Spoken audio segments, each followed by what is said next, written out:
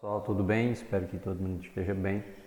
A gente está aqui para concluir esse ciclo semanal com a correção da atividade. Essa semana, essa primeira semana de março, de 1 a 5. Então, os primeiros conteúdos que foram explicados ao longo da semana, a gente conclui a semana com a atividade e agora com a correção da atividade.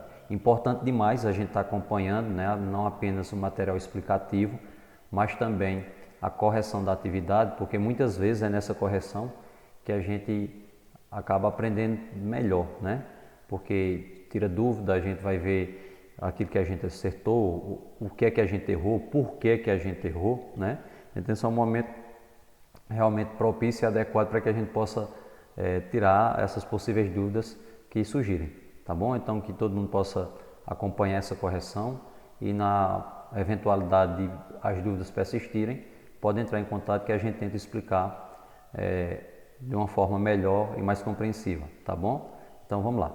Essa parte inicial é a introdução ao estudo da química e propriedades da matéria, do qual a gente fez a explicação ao longo da semana e propôs a atividade, E essa atividade a gente debate sobre a sua correção agora, tá certo? Então primeiro, como se originou a palavra química, Então, essa questão da origem da palavra química, a gente já comentou anteriormente, que ela surge justamente da homenagem que é feita aos sábios, de séculos atrás, onde eles realmente eram muito inteligentes, com todas as limitações científicas e tecnológicas da época, mas eles eram estudiosos dedicados e eles procuravam desenvolver muitas coisas, promoveram grandes descobertas, colaboraram bastante com a ciência e dois anseios que eles buscaram durante muito tempo atingir, não concluíram com êxito. Hoje em dia a gente sabe que isso é ainda impossível, Que era justamente buscar a longevidade, deixar a pessoa imortal, digamos, que seria o desenvolvimento, o primeiro grande anseio, o desenvolvimento do elixir da longa vida, um medicamento que procurasse rejuvenescer a pessoa e curar a pessoa de vários males, de enfermidades e tornar-se assim a pessoa imortal, Primeiro, isso é impossível e outra, a gente tem que analisar também que se isso tivesse sido possível desde aquela época, talvez hoje a gente não estivesse aqui, não tivesse nascido por conta talvez até de espaço, Porque as pessoas só iriam nascer e não iriam morrer e não teria espaço geográfico para comportar toda essa população que apenas só tinha nascimento, não tinha pessoas que morressem. Isso faz parte, é um ciclo natural da existência, tá bom? E outro grande anseio que eles não conseguiram era justamente a questão do desenvolvimento do que eles chamaram de a pedra filosofal, Essa pedra filosofal seria o desenvolvimento de algum objeto, alguma coisa que tivesse o poder de aquilo que fosse tocado por ela se transformaria em ouro. Então isso seria melhor do que estar procurando ouro em vários locais sem saber se tem ou não tem, se acha ou não acha, Seria mais prático desenvolver alguma coisa que tivesse o poder de transformar outros objetos em ouro e assim ficaria mais prático tanto a transformação quanto o acúmulo de riqueza, A riqueza na época e ainda hoje continua sendo também, em parte, seria orientada pela quantidade de metais preciosos. Quanto mais ouro e prata tivesse, assim mais rico era a pessoa, Então, essa palavra originou justamente por conta dos alquimistas, que vem de alquimia. Diga o significado de matéria, corpo e objeto, Nessa parte aí de matéria, corpo e objeto, matéria, pessoal, vem da definição mais elementar e básica da química, Porque tudo aquilo que possui massa e ocupa lugar no espaço. Então a matéria se encaixa nesse perfil. Tudo aquilo que possui massa e ocupa lugar no espaço, É aquilo que a natureza por si só também se encarrega de produzir. O corpo já é uma porção limitada de matéria, ou seja, uma parte daquela matéria inicial, tá bom? E o objeto seria justamente um corpo, que é uma parte já da matéria, transformada e adaptada para satisfazer a uma necessidade fundamental nossa, né? De uma pessoa principalmente. A gente pode dar um exemplo, né, de algo que começa a matéria, passa a ser exemplo de corpo e, por consequência, passa também a ser um exemplo de objeto, né? No exemplo que a gente utilizou nas aulas explicativas durante a semana, vimos, por exemplo, que é uma árvore, né? Uma árvore lá na natureza, ela é um exemplo de matéria, né? A natureza própria se encarregou de desenvolvê-la. E quando você tira uma parte da árvore, né? Corta a árvore em pedaços de madeira, por exemplo, cada pedaço de madeira daquele é um corpo. E quando você pega esses pedaços de madeira, né, e leva para uma madeireira e o pessoal transforma aquilo ali em objetos, em mesas, em cadeiras, em tantos outros objetos provenientes da madeira, que vai atender uma necessidade, né, vai atender uma necessidade das pessoas, passa a ser um objeto, tá bom? Então, matéria é produzida pela própria natureza, né, tudo aquilo que possui massa ocupa lugar no espaço. Corpo é uma parte dessa matéria, não é a matéria completa, é uma parte dela. E o objeto é quando você pega o corpo, transforma e atende de alguma forma a uma necessidade sua, né? Tem coisas que, dependendo do contexto, pode ser uma coisa ou outra, né? Como, por exemplo, a palha de coqueiro, né? A palha de coqueiro, se a gente analisar de uma forma isolada, ela seria um corpo, porque já está dizendo, ela é uma parte do coqueiro, né? A palha do coqueiro, não é o coqueiro completo, é uma parte. Então, nesse sentido, nessa análise isolada, ela seria corpo.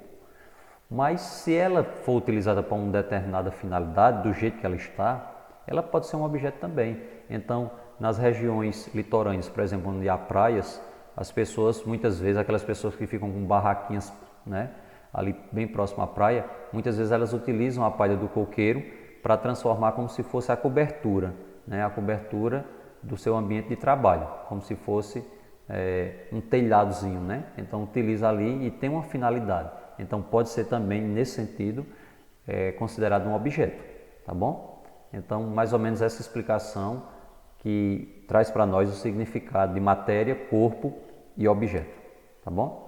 Nessa terceira questão diz assim: na relação a seguir, coloque M para o que for matéria, coloque C para o que for corpo e O para o que for objeto. Ah, Globo, mas de uma forma indireta o objeto também começou lá da matéria. Para poder chegar a ser objeto, teve que passar de matéria, de corpo e chegar a um objeto. Justamente, mas você vai colocar o que prevalecer.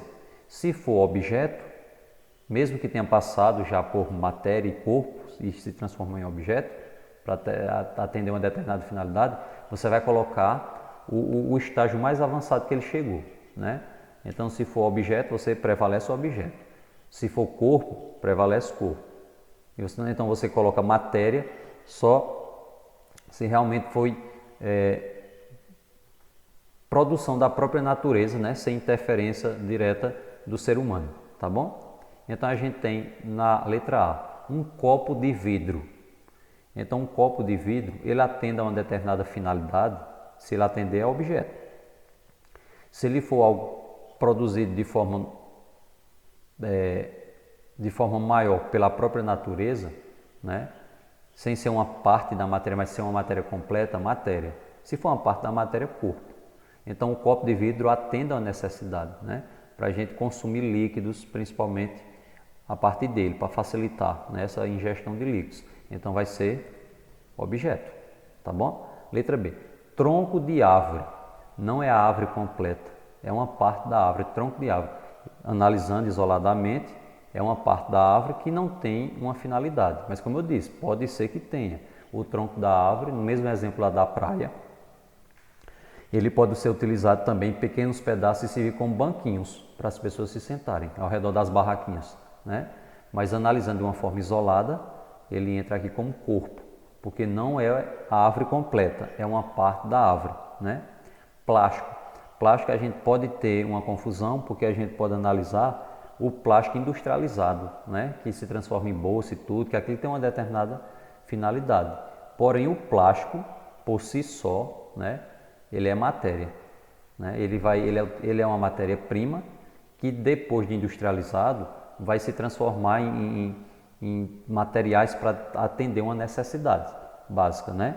Mas o plástico por si só, de forma inicial, ele é uma matéria, tá bom? Ferro também, né?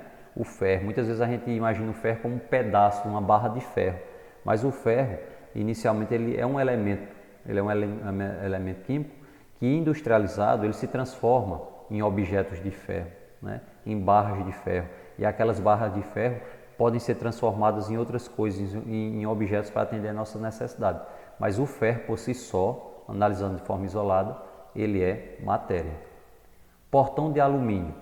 Portão, né? Ele tem utilidade, né? Se vê ali como algo que dá acesso à entrada e saída de um ambiente, né? Que serve para a proteção daquele ambiente também. Então, o portão de alumínio, né? Foi uma produção do alumínio para atender uma determinada necessidade. Então, ele é objeto. Caco de vidro, né? Não é o vidro em si, né? Não é um copo de vidro para atender uma determinada utilidade, mas é uma parte daquele copo, né? Ele quebrou. Aí você diz, não, mas eu uso o caco de vidro para colocar em cima do muro, para servir de proteção, para evitar que pessoas queiram pular o muro e entrar no muro lá de casa. Aí, como eu falei para vocês, se você contextualizar, pode ser até analisado como um objeto, tem uma determinada finalidade. Mas de uma forma isolada, a análise, como a questão sugere, ele é apenas uma parte de algo que era de vidro, né? De um copo de vidro, de uma garrafa de vidro que era objeto. Mas como agora ele está em pedaços pequenos, ele vai ser apenas um corpo e não um objeto. Tá bom? Aí a gente tem aqui, pessoal, questão 4. O ponto de fusão do ferro é igual a 1530 graus e o ponto de ebulição é 2450 graus. Baseado nisso, qual será o estado físico do ferro nas seguintes temperaturas? Olha só, no material a gente mostrou que para identificar qual é o estado de uma substância, tem um gráficozinho que faz a gente analisar muito bem, né? Através desse gráfico você vai ter o estado, inicialmente o estado sólido, depois você tem um ponto de fusão, que esse ponto de fusão marca justamente a mudança do estado sólido para o líquido, né? Depois disso você tem, ponto de fusão, você tem a passagem para o estado líquido. Após a passagem do estado líquido, você tem outro momento de transformação, que é o ponto de ebulição, marca a passagem do estado líquido para o estado gasoso, tá bom? Então, lembrando disso, a gente coloca aqui uma regrazinha, ó. Entre o sólido e o líquido tem um ponto de fusão, entre o líquido e o gasoso tem um ponto de ebulição, quer dizer que essas informações que aparecem na questão são o ponto de fusão e o ponto de ebulição. Então, é o seguinte, se a temperatura que for dada estiver menor do que o ponto de fusão, caracteriza que está no estado sólido. Se a temperatura dada estiver entre o ponto de fusão e o ponto de ebulição, quer dizer, maior que o ponto de fusão e menor que o ponto de ebulição, caracteriza um estado líquido. E se essa temperatura dada estiver maior, for acima do ponto de ebulição, irá caracterizar o estado gasoso, tá bom? Então é só olhar, por exemplo, ó, letra A, com 25 graus. Se o ponto de fusão é 1530 e o ponto de ebulição é 2450, a gente vai olhar se essa temperatura está antes do ponto de fusão, que é 1530, se está entre 1530 e 2450, que seria o ponto de fusão e o ponto de ebulição, se tiver entre os dois é líquido, e se esse valor estiver acima do ponto de ebulição, que é 2450, vai ser estado gasoso. É só olhar isso. Se a temperatura está antes do primeiro valor, se está entre o primeiro e o segundo valor, ou se está acima do segundo valor, tá bom? Então, 25 é maior, está antes de 1530, está entre 1530 e 2450, ou está acima de 2450. 25 está antes, né? Ele é menor que 1530, então ele está antes do ponto de fusão. Se ele está antes do ponto de fusão, caracteriza o estado sólido, tá bom? 130. 130 está antes de 1530, está entre os dois ou está acima de 2450. 130 também está antes, né? 130 é menor que 1530, então novamente estado sólido. 1459 é menor que o primeiro, está entre o primeiro e o segundo ou é maior que o segundo. 1459 também é menor que 1530, né? É menor. Então, se é menor, caracteriza também estado sólido de novo. 2.235, menor que o primeiro, está entre o primeiro e o segundo ou é maior que o segundo? 2.235 é maior que o primeiro e menor que o segundo, está entre. Se está entre o ponto de fusão e o ponto de ebulição, caracteriza o estado líquido, tá bom? E 3.002 graus é menor que o primeiro, está entre o primeiro e o segundo ou é maior que o segundo? 3.002 graus é maior que o segundo, né? Então, se ele é maior que o segundo, ele é maior que o ponto de ebulição, ele vai estar no estado gasoso, ok? Vamos dar uma olhadinha agora na nossa quinta questão, que diz assim: considera a tabela de pontos de fusão e de ebulição das substâncias a seguir. Há um ATM de pressão, essa questão da pressão aí não vai interferir, tá bom? O que vai nos interessar é realmente a temperatura que é dada. A 50 graus encontra-se no estado líquido. Tem as opções, mas vamos olhar lá essa tabela, né? Veja só, pessoal. Aqui nós temos 5 pontos de fusão de algumas substâncias, ó, cloro, flúor, bromo, mercúrio e iodo. E temos duas informações sobre cada substância, o ponto de fusão e o ponto de ebulição. É a mesma análise da questão anterior, tá bom? Essa pressão, essa temperatura de 50 graus, você vai analisar aqui, se ela está antes do ponto de fusão, se ela está entre fusão e ebulição, ou se ela está depois da ebulição. Se essa temperatura estiver antes da fusão, é sólido. Se ela estiver entre a fusão e a ebulição, é líquido. E se ela estiver acima da ebulição, é gasoso. Tá bom? Vamos olhar aqui de uma por uma. 50 positivo. Cuidado que aqui tem algumas temperaturas negativas, viu? E lembrar que qualquer temperatura negativa é menor do que qualquer valor positivo. Tá bom? Então, 50 positivo está entre menos 101, é menor que 101, está entre menos 101 e menos 34, ou é maior que 34 negativo. 50 graus positivo é maior que 34 negativo, né?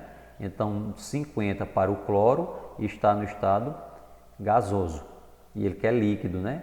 Então, o cloro já é gasoso. Onde tiver cloro aqui, a gente descarta. Então, letra A e B já está fora. Flúor, vamos olhar onde é que está o 50 positivo. 50 está antes de 219 negativo, está entre 219 negativo e 188 negativo, ou está acima de 188 negativo. Está acima, né? Então, para o flúor, ele também é gasoso. Então, a gente já descarta onde tem flúor aqui. Já descarta a letra D também. Só está faltando a letra C e E, ok? Vamos olhar o bromo. Onde é que está 50 positivo? Antes de 7,2 negativo, entre 7,2 negativo e 58 positivo, ou está acima de 58 positivo.